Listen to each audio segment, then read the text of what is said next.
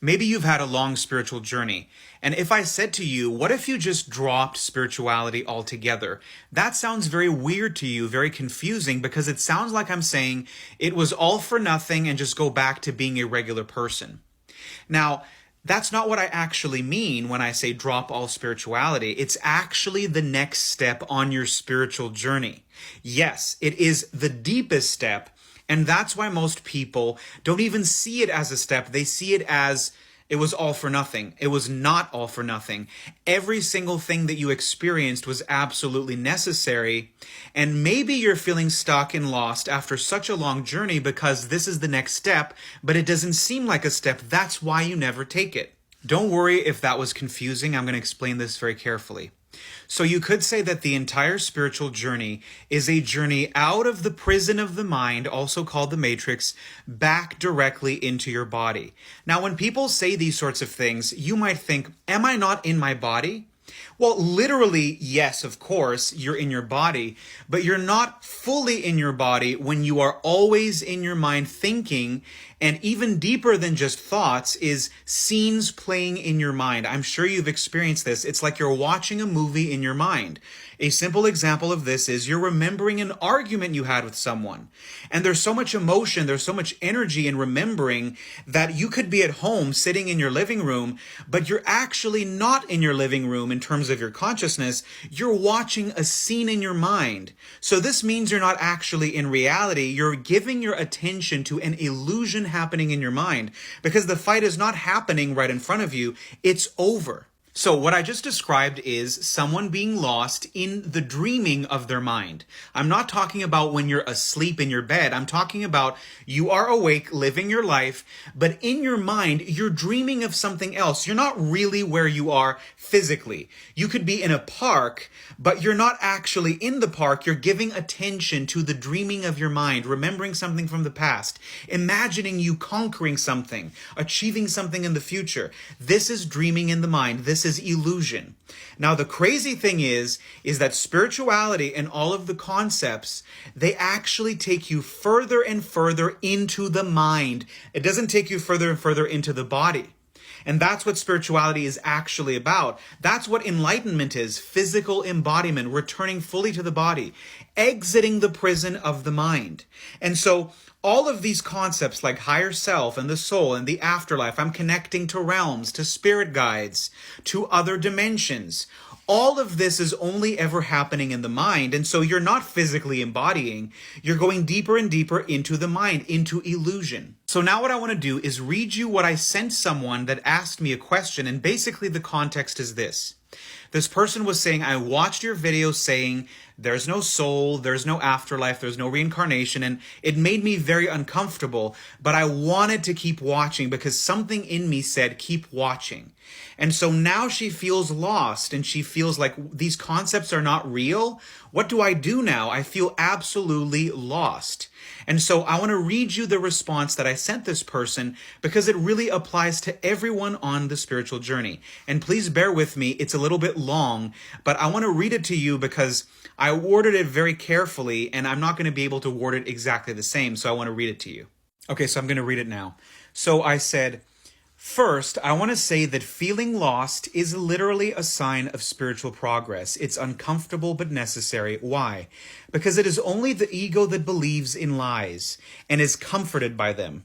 Some lies give us the illusion that we are not lost or not stuck. The moment a lie is uncovered, the ego automatically feels lost and stuck.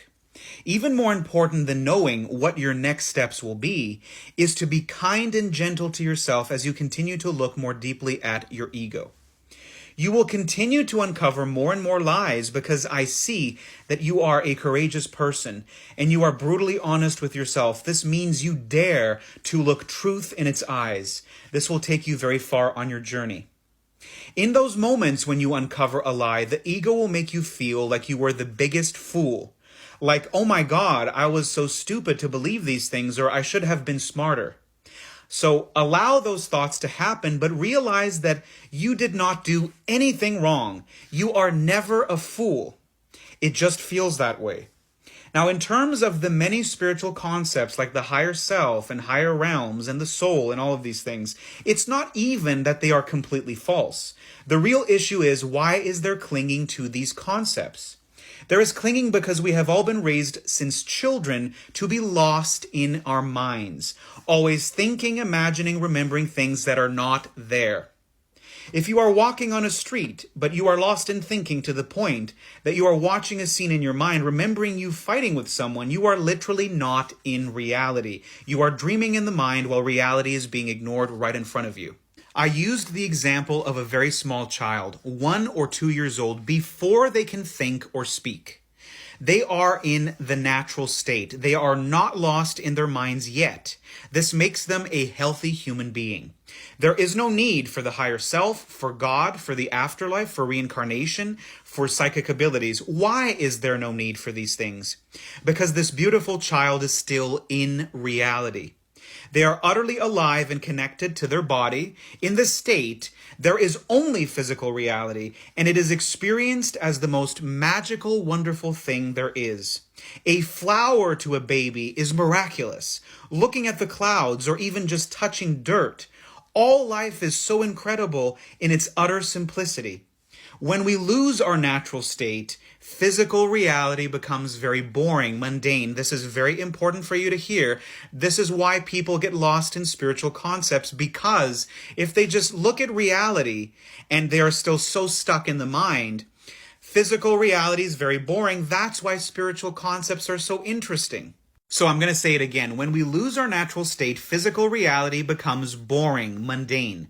This is when we need to fill our minds with more and more illusions to compensate for our disconnection with life, our disconnection with our physical bodies and physical reality. The most incredible illusions are spiritual illusions.